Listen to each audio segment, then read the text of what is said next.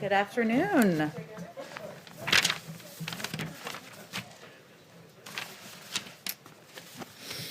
We have another special visitor and guest with us here today. The January jobs report, which we all saw came out this morning, is disappointing and underscores the need to act swiftly to deliver immediate relief to American families. The bottom line is our economy is digging out of a hole worse than the depths of the Great Recession moving at a crawling pace. Today we're joined by a member of the Council of Economic Advisors, Jared Bernstein, who will walk through the numbers reported today by the Department of Labor and how they serve to underline the urgency for the President's rescue plan. Go ahead, Jared.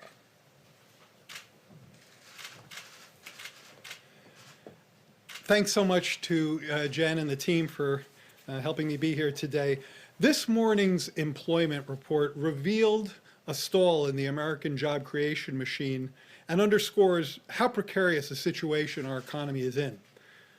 The lack of job growth is a result of our failure to act appropriately in response to this immense dual crisis, and our economy and our families can't afford for us to fail to act once again. Strong relief is urgently and quickly needed to control the virus, get vaccine shots in arms, and finally launch a robust, equitable, and racially inclusive recovery. Getting to the numbers of the report, the economy added 49,000 jobs in January after losing 227,000 jobs in December. The three-month trend, I find it useful to smooth out these monthly numbers over a few months, and the three-month trend is a weak 29,000 jobs per month. Downward revisions to the data in November and December totaled 160,000, so those are negative revisions to those months' earlier reports. And the economy, as I mentioned, has averaged 29,000 jobs over the past 3 months. Now, if you compare that to the trend over the prior 3 months, that trend was closer to 1 million. So you see a really very significant downshift in the pace of job creation.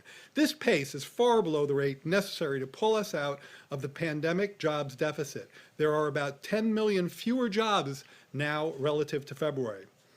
The unemployment rate fell to 6.3%, which still remains almost 3 points above the rate in February 2020 of 3.5% before the pandemic.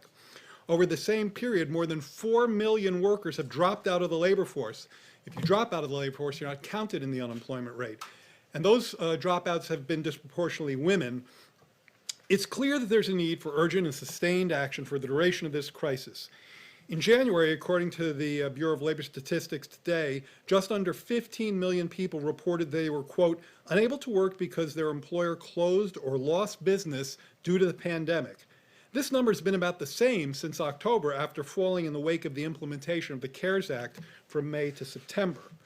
Long-term unemployment has risen. This is a great concern of the administration, reflecting the duration of the economic crisis and the fact that the virus was unconstrained during most of last year.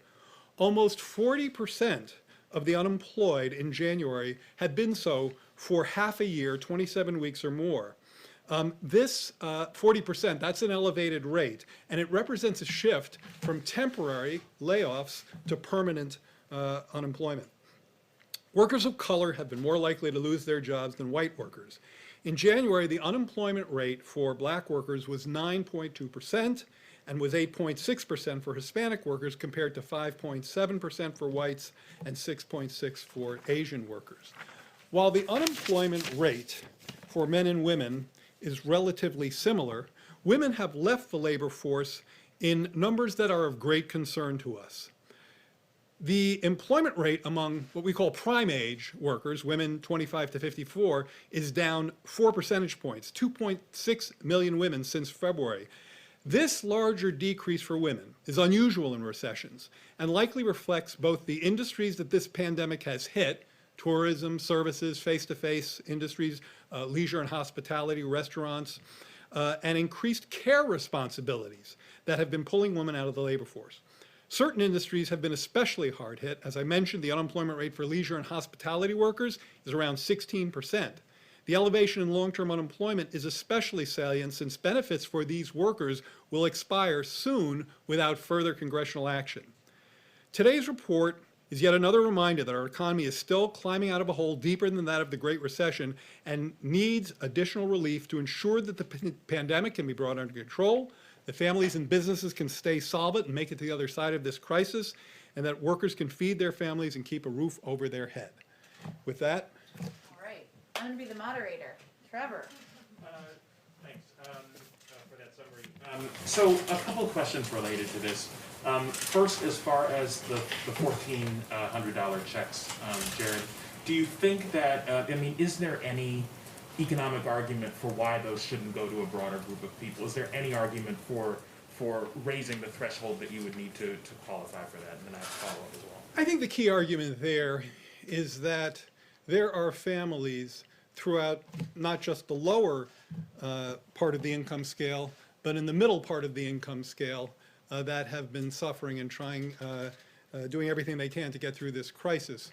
The president has been very clear on an important point here, which is that if you look at teachers, if you look at folks who are in blue-collar professions, if you look at retail workers, healthcare workers, if those folks are unemployed, they can get unemployment coverage and that helps them. But many of those folks have kept their jobs. Many of them are essential workers, yet they've lost hours, they've lost wages, they're struggling to make ends meet. They face nutritional constraints. Often they face foreclosure or eviction moratoria, which, by the way, forbearance when it comes to mortgage does not mean forgiveness. So many of these families are accumulating significant debt that will come due. Now, in terms of the parameters, you've asked about this, let's do just a little bit of wonky policy analysis, if that's okay. There are three parameters in play here when we're talking about the checks. There's the thresholds, where they come in. There's the level. The president has been firm on 1,400 as a level, which, plus the 600 gets you to 2,000. And then there's the phase out. And it's the phase out range that is that I would say is a variable under discussion in negotiations that are ongoing. There hasn't been a conclusion, but as the president has said, he is open to that discussion. But just as far as what is the economic argument for changing those phase-out numbers? Why shouldn't you just go with what you originally proposed? I think the argument is one that we've heard consistently from some critics, which say that those at the very top of the scale, when you get into the realm of, $300,000, I think has been mentioned. I think it's arguable that those folks don't need the checks. I think what's important to the president is that we don't lose sight of people in the middle of the income scale who continue to struggle with both the health and economic fallout from this crisis. And these checks target them effectively and efficiently. By the way, this is an important thing that comes from some work by the group ITEP, Institute for Taxation and Economic Policy. If you look at the distribution, who gets the checks, it actually, virtually none of it goes to the very top of the scale, and the vast majority goes to the middle and the bottom. Their percentage gains in income from the checks are, double digits compared to those at the top of the scale. So I think that we have to understand that targeting in this case means reaching families at the low end, at the middle end, families who have been hit and are struggling with this crisis. Okay, super quick follow-up. Could I just one more? Do you think that just beyond this bill, that there needs to be more reform around automatic stabilizers, unemployment insurance? Like, do you need to do more so that the next time we hit something like this, we have a solution? The president has on occasion talked about this point and said that if our automatic stabilizers are keyed to economic indicators or health indicators, that is a potentially useful policy advance. I know that Treasury Secretary Yellen has talked about that as well. Right now, we're kind of past the stage of thinking about right now, we're really at a point where we have a package that is calibrated to meet the urgency of the moment. And that's the American Rescue Plan. So that's what we want to focus on. There are all kinds of interesting policy discussions we could and should have, and I think that's one of them. But for now, what we need to do is get this package out there and meet the urgency of the moment. Thank you, and thanks for being here. I want to ask you about some of the criticism by one of your former colleagues, Larry Summers, of course, former top economic advisor to former President Barack Obama, former Treasury Secretary. He has acknowledged the bailout in 2009, by his own admission, he says didn't go far enough. But he says that this $1.9 trillion proposal is so big that it risks progressive priorities in the future and could potentially undermine the economy next year? Is the Biden administration going too big? No, I firmly would disagree with that contention. By the way, I wouldn't call the other thing a bailout. That was the Recovery Act, and I think that also was an effective measure. But I think that the idea now is that we have to hit back hard, we have to hit back strong if we're going to finally put this dual crisis of the pandemic and the economic pain that it has engendered behind us.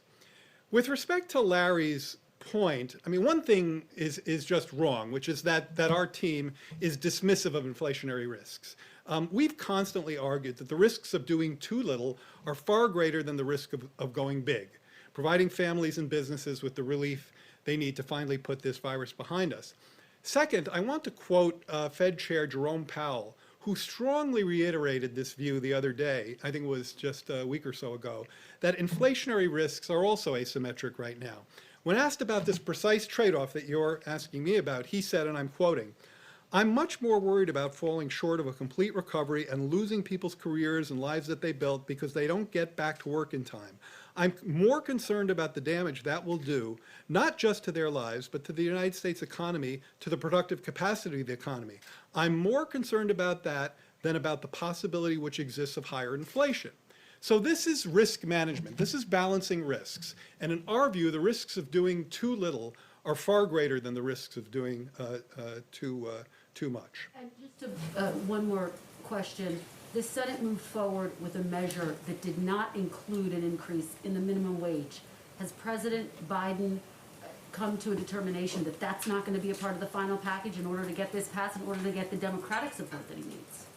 The president has consistently argued that a minimum wage, $15 an hour, is essential to make sure that people, many of whom, millions of whom are essential workers, are not toiling at a minimum wage of $7.25 per hour, which is the federal minimum wage. This idea that somehow, and I've heard this in many questions, this idea that the minimum wage is somehow orthogonal to this package makes no sense to me, because it is an efficient and effective way to raise the pay of people who are in the bottom end of this workforce, essential workers in retail trade, in healthcare, in sanitation, people who are keeping this economy going, but consistently undercompensated for Will it. it be a part of the final package? I'm not going to negotiate that from the podium, as they say. Wait, Very good. I have one other point I want to make, though, getting back to the argument with Larry. This is key from my perspective as an economist who, throughout my career, has been motivated and concerned. I think the theme of my work has always been making sure that this economy, that our economy, the American economy, provides ample opportunities for people from all walks of life, from all parts of the income scale, men and women, persons of color, communities of color, have the opportunities they need to realize their potential. And right now, there is deep unused capacity in this economy, which is targeted by the American Rescue Plan. There are 10 million unemployed people. There are 2.5 fewer women in the labor force than last year. As I mentioned, Black and Hispanic unemployment rates are 9%. We've got a job market in stall. The risk is a deflationary risk, which motivates us to go home or to go big or to go home. And the costs of inaction, of not addressing these risks, are too steep and too costly to these vulnerable groups relative to the likelihood of overheating. That's the way I think about it. Thank you. Just one more follow-up from the other Kristen. Is the White House's economic team, is there anyone on the team that is concerned that the 1.9 trillion is too big, is too much, or is everybody in agreement? The White House economic team is in complete consensus on the urgency of the need for this American Rescue Plan, and in complete solidarity on the calibration of this plan, that it's of the magnitude to meet the challenges we face. Again, with respect to Larry and his piece, it's just flat out wrong that our team is, quote, dismissive of inflationary risks. Janet Yellen is our Treasury Secretary, okay? She knows a little something about inflationary risks and has tracked that kind of, has tracked that economic issue forever. I just quoted from you from Jerome Powell, whose job is to manage that risk against the risk of slack in the job market, against the risk of persistent unemployment, against the risk of people getting stuck in joblessness so they can't get back out and get back into the job market, against the risk of scarring in the economy, meaning not doing enough about current damages so that they become permanent damages and people can't get back into the labor market. And businesses that should and would be viable on the other side of this crisis fail because we haven't taken the steps to get them through to the other side of the crisis. So the team has all of our oars in the water pulling in exactly the same direction on that. Mary, that have to be the last question. One other question on Larry Summers' criticism, not to belabor this point, but he also raises some questions about your future agenda. He notes that you will have committed 15% of GDP with this bill with basically no increase in public investments. Is this a concern going forward? Where will you find the money to build back better as the president has promised? I think the way President Biden talks about this is not just resonant, but is also follows an economic logic that I think is very strong. Rescue, recovery. The rescue plan, the American Rescue Plan, gets this economy and the families and the businesses in it to the other side of this crisis by finally controlling the virus, producing, distributing the vaccine, and giving people the relief they need to get to the other side. But simply getting back to where we were is a bar that's far too low for the Biden-Harris administration. And that's where Building Back Better and the recovery plan comes in. These are structural changes, by the way, many of which, as the president has said, permanent programs should be paid for. So these are structural programs that, not in a cyclical sense, dealing with kind of getting to the other side of the crisis, but deal with the structural challenges we face in climate, in education, in care, in poverty, in racial discrimination. And I am, and infrastructure, I am wholly confident in this president and this administration's ability to go forth and make a strong case for rescue now, get the economy the other side of the crisis, pursue the recovery, the Building Back Better agenda. As I say, I'm confident about that. One point and then I'll stop. Infrastructure, I get asked about this a lot. And the implication kind of the question is that, well, infrastructure is a Democrat thing and you'll have a hard time with that. Let me tell you a little anecdote. I was testifying sometime a year or two ago in the House. And when I finished my testimony, a couple of Republicans, and I won't name them because this was a private moment, pulled me aside and said, hey, Democrat, come here. And they said, we want to do infrastructure, but we can't do it because our boss, President Trump, doesn't have a plan. The plan was really an asterisk. I guarantee you, there are politicians on both sides of the aisle who are champing at the bit to make investments in public goods in this country, to do an infrastructure bill that repairs not just maintenance, but gets into clean energy, into broadband, into the kinds of investments that you've heard the president talk about. So I am confident that we work on rescue now, we'll get to recovery next. Thank you. Thank you, Jared, so much. Thank you. Thank you.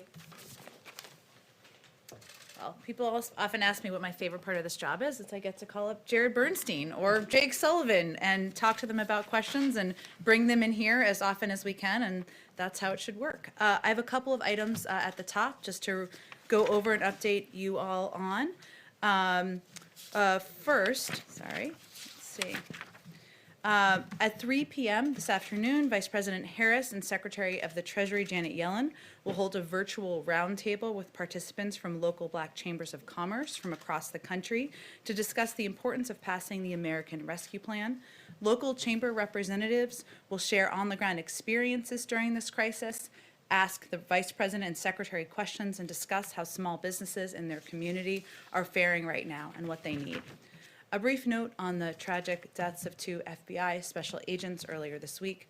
Acting Attorney General Monty Wilkinson will lead the delegation to both Special Agent Laura Schwarzenberger's memorial service on Saturday and Special Agent Daniel Alphen's memorial service on Sunday. At the request of the President, Homeland Security Advisor Dr. Liz Sherwood Randall will accompany the Acting Attorney General to Sunrise, Florida this weekend to attend both services. Last item, tomorrow the White House, and I have a week ahead. Tomorrow, the White House will launch a new effort for the president to regularly communicate directly with the American people. This was a question one of your colleagues asked earlier this week. There is a time-honored tradition in the country of hearing from the president in this way, from FDR's fireside chats to Ronald Reagan establishing the weekly presidential radio address. President Biden will continue that tradition, and we expect it to take on a variety of forms. The inaugural edition will be a conversation between the president and Michelle, who lives in Roseville, California, and lost her job at a startup clothing company because of the pandemic. Look for that tomorrow on the White House digital channels. Finally, next week, the president will be focused on engaging with bipartisan groups on the American Rescue Plan and other key priorities, including current vaccine distribution and national security.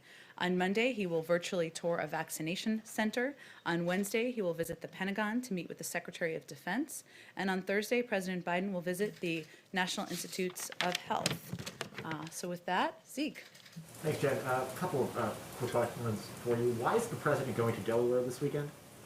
He is from Delaware and has a home there and is going to spend the weekend with his wife and family there. But the guidance from the Centers for Disease Control and Prevention, as you know, in the White House briefing just a couple of hours ago, was big X over airplanes. People should avoid travel. Is there an exception to that policy? Well, the key, Zeke, is ensuring that people don't take steps to make others vulnerable in our effort to get the pandemic under control. As you know, any president of the United States, Democrat or Republican, obviously takes Air Force One, a private plane, when they travel. Delaware is his home, and so he looks forward to spending the weekend there and some time with his family. Changing gears a little bit, we know that the president's been vaccinated. Has he been receiving regular tests for the coronavirus while he's been here at the White House? We haven't seen, since the transition, sort of an update on his testing.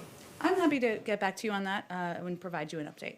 He has, as you know, received his second vaccination, which was done in public.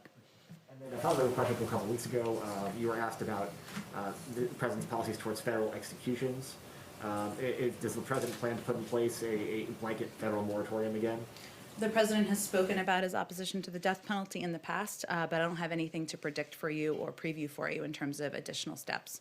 And finally, just one last one, sorry, on the speech. It's okay. It's Friday. We've got to get it all out. There's a very different tone from the president. So when did the president recognize that continuing to negotiate with Republicans wasn't going to lead him anywhere, and they sort of had to embrace his proposal and get on board the train before it leaves the station? It seems that the time for negotiation is over. It's now that the president's trying to get this thing passed. Well, I wouldn't say that's an accurate characterization of his view or the view of any of us. Just to note, even as the package is moving through a reconciliation process, there is a great deal of time. The process enables for time for negotiations through committee work, which will happen next week. And also the majority of reconciliation bills in the past have been bipartisan. And so we certainly are hopeful that there will be opportunities for amendments from Republicans, amendments from others across the board to be a part of this process moving forward.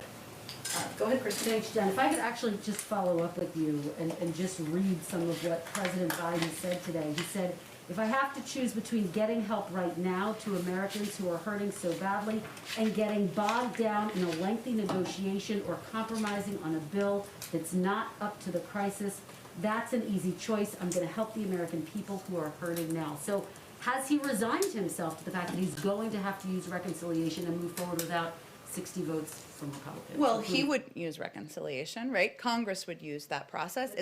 It's a parliamentary procedure, and just in a bill becomes a law moment here, if there is an opportunity to move forward with a bipartisan package at any moment, that can happen. But again, I believe it's 18 of 24, and I can double check this, of reconciliation bills in the past have been bipartisan. And a bipartisan bill has 52 votes, 54 votes, 56 votes. But his point, on the last point, and then we'll go go to your next question, is that we are not going to sit here and wait for an ongoing negotiation where frankly we haven't received an offer in return, right? A response offer to what the president has proposed, because the American people need the relief now. Understood, but it seems as though he has resigned himself to the fact that there will not be 60 votes in the Senate for whatever passes. Well, I think the president listens to the American people, who are frankly not too worried about what parliamentary procedure gets them relief, gets shots in people's arms, and reopens schools. And he is certainly hopeful that there is opportunity for this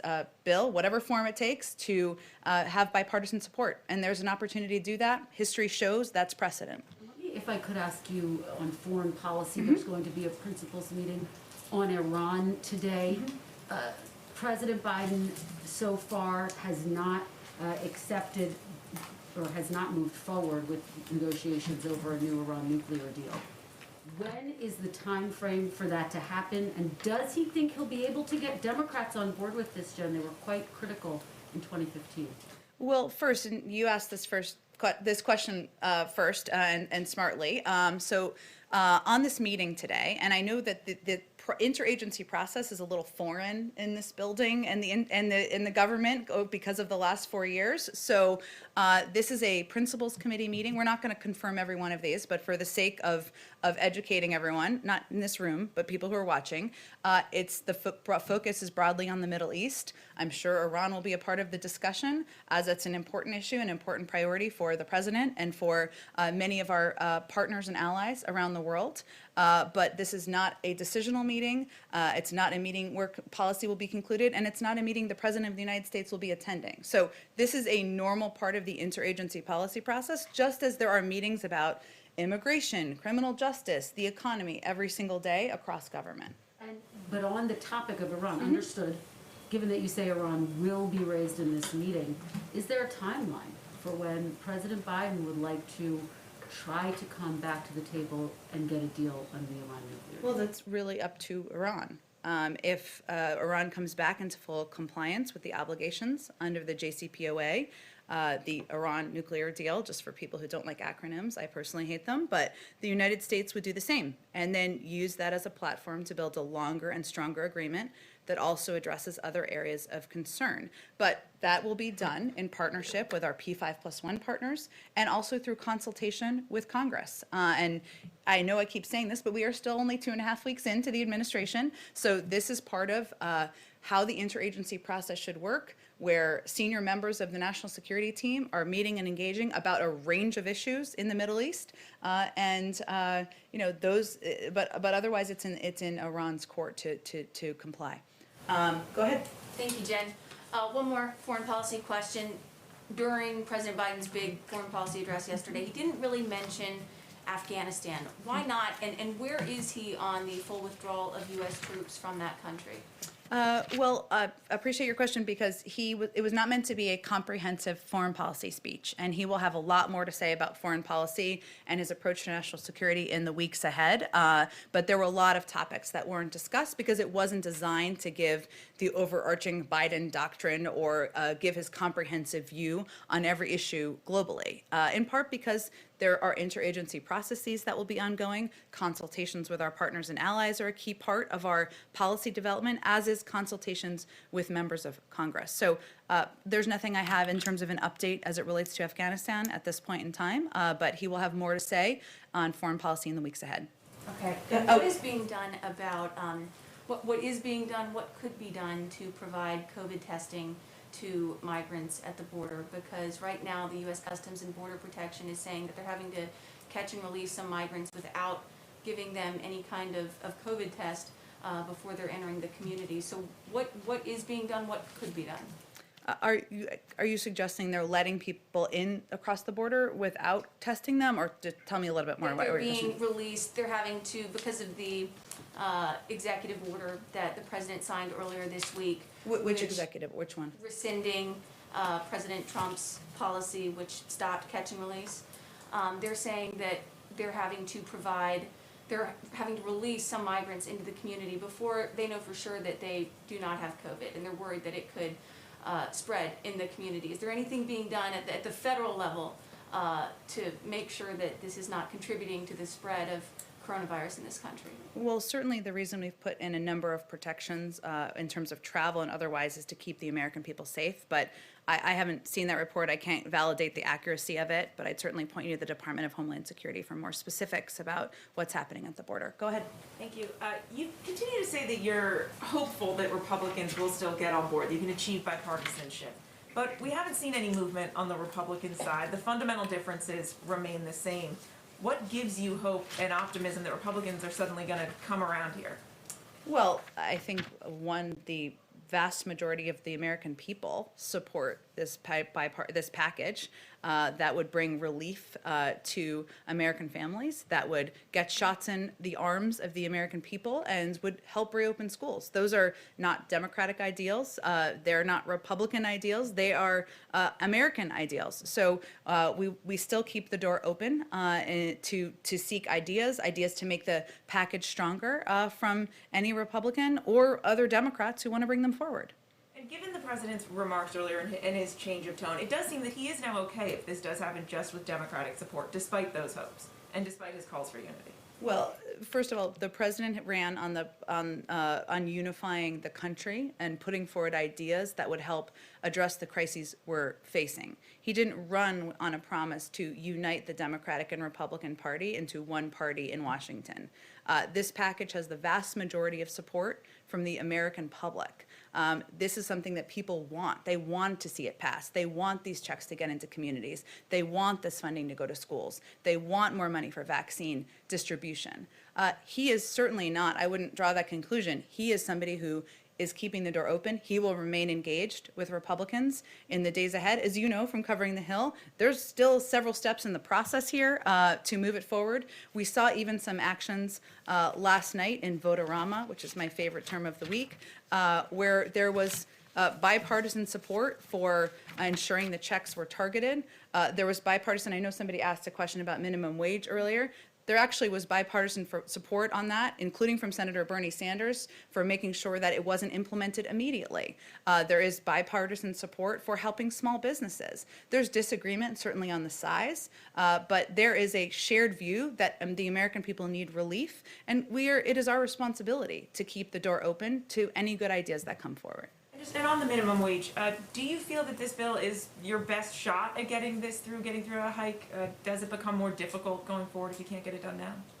I don't want to get ahead of where we are in the process, but the president believes that increasing the minimum wage is something that would help American families, and it is essential to helping people who are struggling, and something that workers certainly deserve. We will leave it to the Democrats and Republicans in Congress to see if this is possible through the parliamentary process of reconciliation. Go ahead, Karen. Jen, to follow up on that and the quote that Kristen read, but I also want to come back to a vaccine question. Sure. The president said, it's an easy choice between getting help to Americans who are hurting or getting bogged down in negotiations. What's his definition of bogged down? What's a timeline looking like? Like, for him, who's been involved in negotiations for many years, what does bogged down mean? It means bogged down. It means What would that be? I'm not going to set a timeline. I understand the desire and interest in that, but urgency means he is pleased to see that members of Congress, that Leader Schumer and that Speaker Pelosi are moving this forward rapidly. That there is fire under the bellies in the bellies of people in Congress to get this package through, move it through the process over the coming days and weeks. But that's up to them on the timeline. He just is going to continue to argue for urgency because the American people, until they know when they're going to get checks, until they know when schools are going to get funding, it's hard for them to plan. We know that there are timelines that are coming up. One, we're at the brink of spending out the package from December. $600 billion of that has already been spent out. And a lot of it is going to be spent out in the coming weeks. There is going to be a need for additional relief in all of these categories, so hence the urgency. But I don't have an exact deadline or due date other than let's keep moving. On vaccines. Sure. We're hearing so much in our reporting about frustration across the country with people who are trying to navigate the system. They're signing up on multiple websites through multiple means to hope to win a lottery and get a vaccine appointment. What is the federal government doing right now to address this challenge for so many Americans? And why can't there be a better system so it's easier to just sign up and wait for your turn? We agree with you completely. That it is completely confusing, has been around the country in states and localities. The American people who are just trying to do their job, take care of their kids, homeschool, balance everything everybody's balancing right now, just want to be able to go on a website and sign up for their vaccine. Now, one of the steps we've taken, we announced earlier this week, is of course working with pharmacies to distribute about 1 million doses in order for Americans to be able to do that in certain communities. That's obviously that number is going to be increased over time. That's one way. There are large plans through FEMA to set up large vaccination sites. That is something that is starting to be underway this week. But our focus is very much on increasing communication, ensuring, exactly as you said, that the American people know how, when they can get their vaccine. And we fully agree. There's been a lack of communication, confusion, and we are trying to work out of that hole, but we're only 2.5 weeks in here. So it's in process. There'd be healthcare.gov, but for vaccines. Jeffrey Zients obviously has a lot of experience with that. Could you do a federalized system? As does Andy Slavitt, some people back from the healthcare.gov days. Look, I think there are a range of options under consideration. I have not heard them suggest that, but they are very open and discussing every day ways to make this more accessible, clearer to the American people, and they just want to do it in a way that's effective and efficient and reaches local communities where people are trying to get vaccinated. Go ahead. Yeah, I know you just said you wanted to refrain from giving a timeline on the COVID relief bill and its passage. But outside an hour ago, Speaker Pelosi said absolutely when asked if the COVID stimulus would pass by March 15th. Do you also share that confidence that it would pass by mid-March when those unemployment benefits run up? Never doubt Speaker Pelosi in anything she says. That's kind of a lesson I've learned in Washington. She is a powerful and fierce force up there. We're not going to set a timeline from here. It is a bill that would be passed by Congress, of course. Speaker Pelosi is, the Speaker of the House, so certainly we would defer to her, and the President looks forward to signing the bill when it comes to his desk. Do you feel an urgency to get it passed by that date, though? We feel an urgency to move it forward as quickly as possible. And I think what you're referring to is kind of the unemployment cliff that will hit in March. But certainly we would like to see action as quickly as possible, as we've been saying, but I'm not going to set a new deadline from here. Obviously, we're working closely with Speaker Pelosi and Leader Schumer, every day. Go ahead on the way back. Thank you very much, Jen. Happy Friday. Happy Friday. Two Asia questions, if I may. Sure. On engaging with China, yesterday President Biden said he will work with allies and partners. However, also on yesterday, French President Macron said, quote, "A situation to join all together against China. This is a scenario of the highest possible conflictuality. This one, for me, is counterproductive," end quote. So what exactly does President Biden expect from the U.S. allies? From our U.S. allies? Well, we are going to work in close consultation, of course, in partnership with our U.S. allies on a range of issues. We talked about Iran a little bit earlier in the briefing. Of course, strategic competition with China is part of that.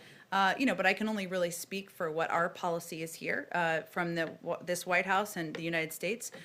This administration sees the United States as engaged in strategic competition with China, and technology is a central domain of that competition. We should have no illusions about China's objectives, which are to undercut America's long-standing technological advantage and to displace America as the global leader in cutting-edge research and development and the technologies and industries of the future. The national security and economic consequences of allowing that to happen are simply unacceptable. That's certainly what the President conveys in his conversations with our partners and allies. But this is a major reason why the President is committed to making major investments in science and technology research and development, as well as supply chain security. And we will leverage the full breadth of authorities available to us to protect U.S. national and economic security interests. That's our position here, and obviously he will communicate that to allies and partners as he's having engagements with them. Did you have a second question? Actually, Asian American women actually have the highest jobless rates for the past 6 months. And the report indicates that's because of racism during the pandemic against them. So other than signing the memo, what President Biden can do to reduce the racism against Asian Americans and help them to actually like, find a job or to deal with their current situation. Well, certainly one of the things that he can do is speak out against racism of any form, but also how it impacts a range of communities, Asian Americans, of course, communities of color. And one of the factors we've seen in data about COVID, of course, is that the pandemic has had an undue impact on many communities, including many communities of color. I don't have the exact data on Asian American communities specifically, though I'm happy to check on that. But his focus is on getting the pandemic under control in order to help provide a bridge to economic relief and recovery, and that's one of the ways he can help address that. Go ahead. Thank you, Jen. I have two rather quick questions, then a little bit more meaty one, if that's okay. I like the setup so I can know what to prepare for. Go ahead. Okay, so the first quick one. I'll frame it as a yes, no, or maybe, perhaps. I never like those questions, but go ahead. Will President Biden use the power of the bully pulpit to help cajole teachers who are unwilling to go back to schools to go back? Well, one, I'm just going to reject the premise of the question. I will say I have teachers in my family, as I'm sure many of you do. They are the first people to tell you that teaching in the classroom and being able to engage with kids in the classroom or middle schoolers or high schoolers in the classroom, it makes their job more enjoyable, makes them more effective at what they do. The president is absolutely committed to reopening schools. He wants them not just to reopen, but to stay open. And he wants to do that in a safe way. And we're going to rely on CDC guidance, which again is not officially out yet, to determine the best way to do it. But there are several mitigating factors that we've seen in data to date that will help make it safe. Of course, vaccines are part of that, but so is masking, so is social distancing, so is ensuring that schools have the ventilation and the facilities that they need in order to do it safely. That's our focus. So the president's focus is on, and that's one of the reasons why he's out advocating for the American Rescue Plan. Part of that is funding so that schools can do exactly that. That sounded like a yes with an asterisk. Safely. If you are the spokesperson for the White House, you could certainly say that, but you are not. But you can ask me another question. My second quick question is last year, OMB and the Justice Department made it so that 3 cities, New York, Seattle, and Portland, could be disfavored for federal grants. They were deemed, quote, anarchist jurisdictions for allegedly tolerating rising crime or violent protest. Has the Biden White House decided to reverse those policies disfavoring grants to those 3 cities? This is an OMB action from the Trump administration you're asking about? The Justice Department, yes. Okay. We are a new administration. We, of course, are reviewing a range of policies and charting our own path, but I don't think I'm going to have any comment on policies from a year ago from the prior administration. The third more meaty question, if I could just follow up on a quote from the president in December. He said, quote, my son, my family will not be involved in any business, any enterprise that is in conflict with or appears to be in conflict with where there's appropriate distance from the presidency and government. Just recently, there were reports that the president's son still owns a 10% stake in a Chinese investment firm formed with state-owned entities. Do you have an update on the divestment from that investment? He has been working to unwind his investment, but I would certainly point you, he's a private citizen, I would point you to him or his lawyers on the outside on any update. Go ahead. Thanks. I have 2 questions. Jared Bernstein was talking about the threshold of the stimulus checks and when they should phase out, and he said people who make over $300,000 or families should not get those checks. We've seen Susan Collins and some other Republicans talk about having the checks phase out to $50,000. What is the White House's position today on when those checks should start to phase out and who should not be eligible for them? There's an ongoing discussion about it, and it is an active discussion. The decision a final conclusion has not been made, as Jared was saying. Those conversations are happening with Democrats and Republicans. And as I said kind of the other day, but it still is the status today, the president is firm on the necessity that people receive who are eligible $1,400 checks. He's not movable on that becoming smaller. But there is a discussion, as Jared said, about the phase out and what that looks like. Now, that doesn't mean that somebody making that it's a dead cutoff. It means that it will be phased out to slightly less than that amount at whatever the cutoff is. But those are ongoing discussions, and a final decision hasn't been made. Secondly, there has been a lot of discussion today, President Biden talked about the 2009 stimulus package and lessons that he and other people learned from it. What are some other points of economic crisis that the Obama administration dealt with that President Biden has drawn lessons from? Is it from the auto bailout? There was so much that people were dealing with at that time. What other economic crises did he draw lessons from, and what are those, and how is he applying those to the situation today? Well, it's a very interesting question. I have not had this in-depth discussion with him about the impacts of the Obama administration policies on his thinking. I can say broadly speaking, because there are people who, of course, a number of us who had served in the prior administration. Of course, there are lessons about ensuring we act swiftly when the American people need relief, looking for bipartisan support, which is something certainly the former administration also did.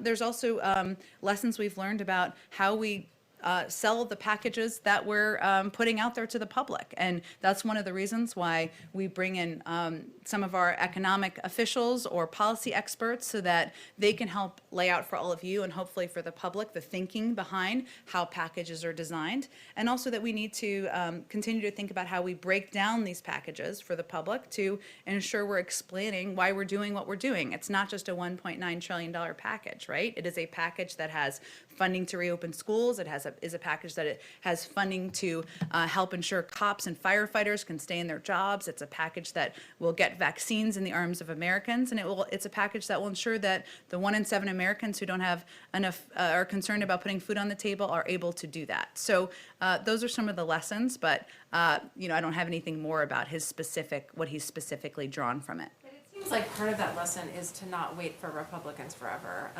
It seems like you want to move quickly. The president wants to move quickly, as he talked about back on the campaign trail, too, because the American people need relief now, and then we don't have the luxury of waiting months to deliver that relief to them. So that is about reacting and responding to the needs of the American public at this moment in time and the crises we're facing. Go ahead, Kristen. Jen, thanks. I'd like to follow up on the issue of school reopenings.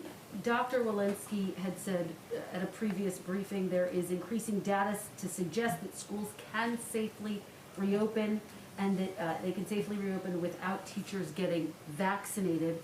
You then said the official CDC guidance is not out yet, but there is some urgency to this because schools are making their decisions right now about how and when to reopen. So does the Biden administration have an assessment today about whether schools can reopen with or without teachers getting vaccinated? Well, first, the guidance will come officially from the CDC, as Dr. Walensky, who leads the CDC, would certainly convey to you.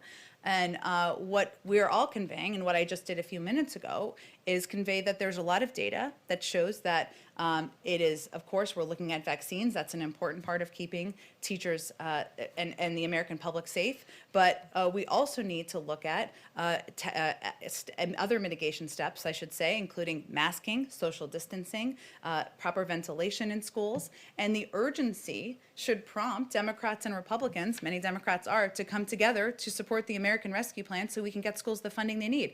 Schools are planning, but many of them don't have the funding they need to take the steps necessary to reopen. Do you know when the CDC specifically is going to put out that guidance? I would certainly point you to the CDC for more specifics on that.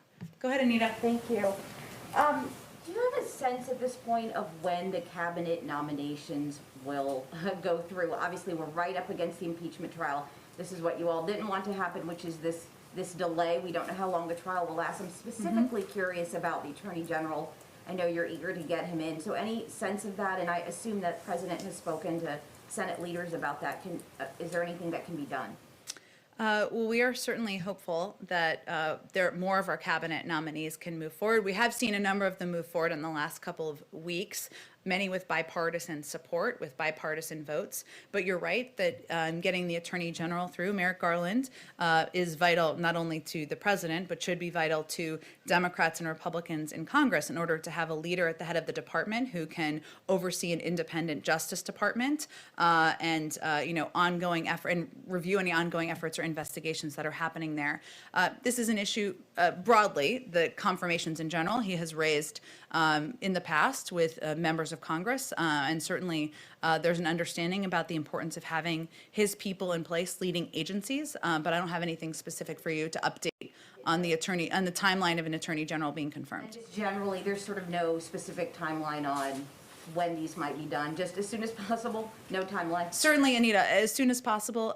We are confident that the Senate can walk and chew gum at the same time. As you well know, there was a delay in part because of the need to agree on a power sharing agreement. Obviously, we're past that. And certainly, given many of the comments, including from many Senate Republicans about the qualifications of our Attorney General, the President's Attorney General nominee, and the value that I think and hope we all share to have an independent Justice Department, we're certainly hopeful they can move forward as quickly as possible. Really quick housekeeping, excuse me, sorry. Sure, go ahead. About next week. You mentioned a couple things that he's doing next week. One, on the Pentagon visit, should we be expecting speeches like we saw yesterday at these? I think Jake mentioned that he'll be doing a round of visits, so should we be expecting a speech at that event next week? That's a great question. I don't think we're fully cooked yet in the process. Certainly part of his effort is to thank civil servants and members of the military, of course, for the work they do every day protecting the American people. But in terms of what format the event will take, we're not quite there yet in our planning process. The other thing about next week, you mentioned a couple things, but you didn't mention meeting with members of Congress on the bill. I assume some of those meetings are going to happen next week. Can you tell us about any of those specific things? Will they come over here or? Well, many of them will be on recess. But he will be engaged, of course, continue to be engaged with members of Congress. Often those come together the day before or the night before, and we will, of course, keep you updated as those engagements happen or are planned for next week. Go ahead. So we know the president's doing an interview before the Super Bowl on Sunday. I mean, I'm guessing that's going to be an opportunity to reach a huge audience with your recovery. Is that going to be what he's going to use it for? And I guess also I'd like to know how will the president be watching the game and who he'll be rooting for? Who he'll be rooting for? Oh, boy. That's my first way to get hate mail from one part of the country. There's a division among our senior staff, I will admit, on this particular question, but I won't name names.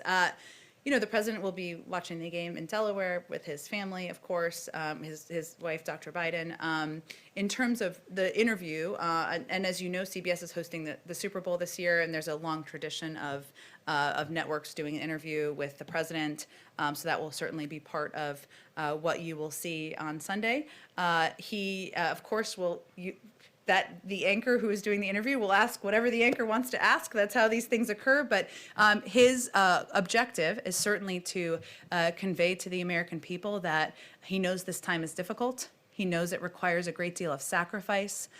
He is incredibly grateful to the healthcare workers, to the frontline workers, to people who are working every day to keep us safe. And hopefully he will have the opportunity to reiterate the measures that we can take. Masking, social distancing, of course, ensuring that people are getting the vaccine when they're eligible to get the vaccine, and update the public on his efforts to do exactly that. If I might just ask a second one for a colleague who can't be here because Sure. of COVID restrictions, from Brian Karem of Playboy. We saw a break with Saudi policy yesterday in the Middle East. So will the Biden administration openly condemn or implement sanctions against the Saudi government for the death of Washington Post writer Jamal Khashoggi? So first, let me say and reiterate that murder of Jamal Khashoggi was a horrific crime. We are prepared to release an unclassified report with full transparency for Congress. This is the law, and we'll follow the law. Of course, the Office of the Director of National Intelligence would have further details, and I would refer you to them for additional specifics. We, of course, expect Saudi Arabia to improve its record on human rights. That includes releasing political prisoners, such as women's rights advocates for Saudi jails. We're encouraged by the release yesterday of 2 dual national American Saudi citizens. We hope to see further progress over the next coming months. And as noted in a couple of areas we've talked about, there's an ongoing review, of course, of our policies. You saw the president make an announcement yesterday about our engagement in Yemen, which of course is directly connected. But again, there'll be ongoing discussions and reviews by our national security team. I don't have any policy decisions to read out for you or predict for you at this point in time.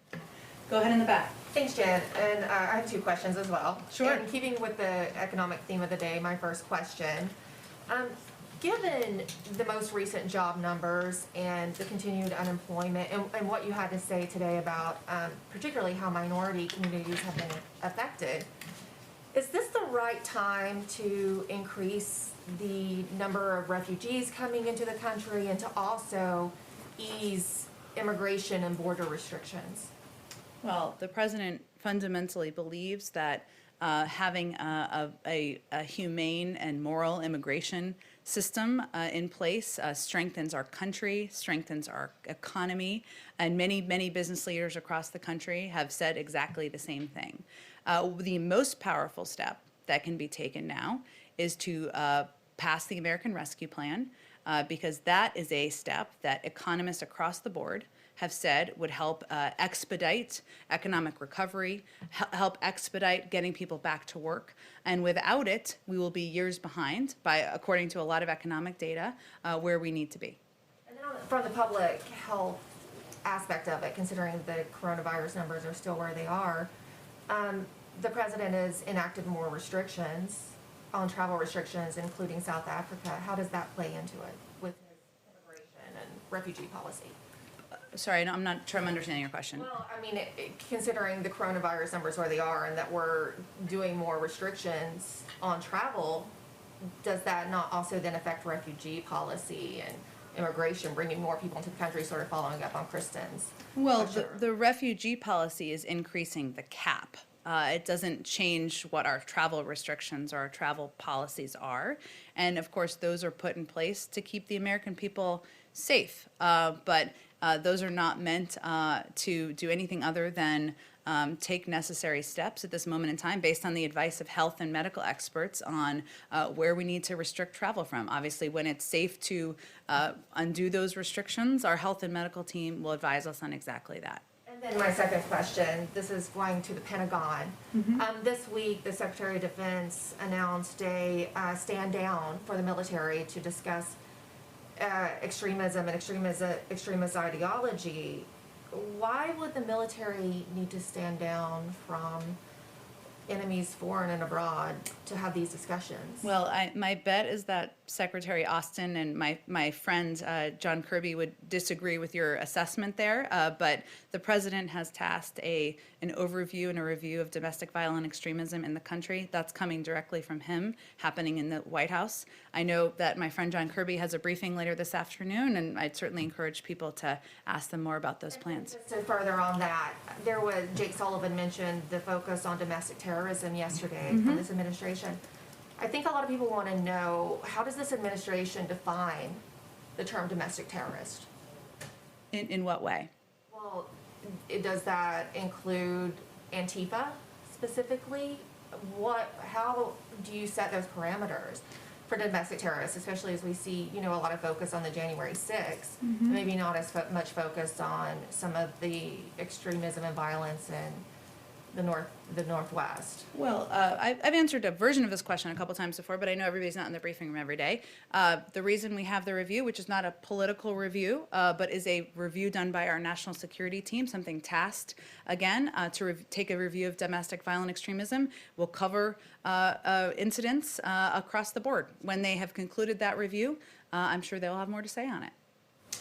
Okay, go ahead, Trevor. I think I've been skipping you unintentionally, I'm sorry. Just one quick foreign policy question.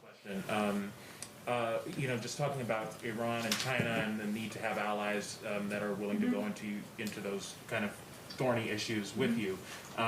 There's been some reporting that the EU commissioner is going to have a phone call with President Biden and propose a 6-month truce on trade tariffs. And I'm just wondering if he's open to that and whether that would give you a united front going into some of these issues. I know there's a lot of interest in trade tariffs, and that's also under a review now. I don't have anything to preview for you. I can follow up with our team on plans for a call with the EU Commissioner, and if that's being planned, we will, of course, provide you with a readout. Go ahead. Yeah, following up on the several questions about school reopenings, does the White House believe, schools are contemplating this right now, whether to go back and reopen their schools.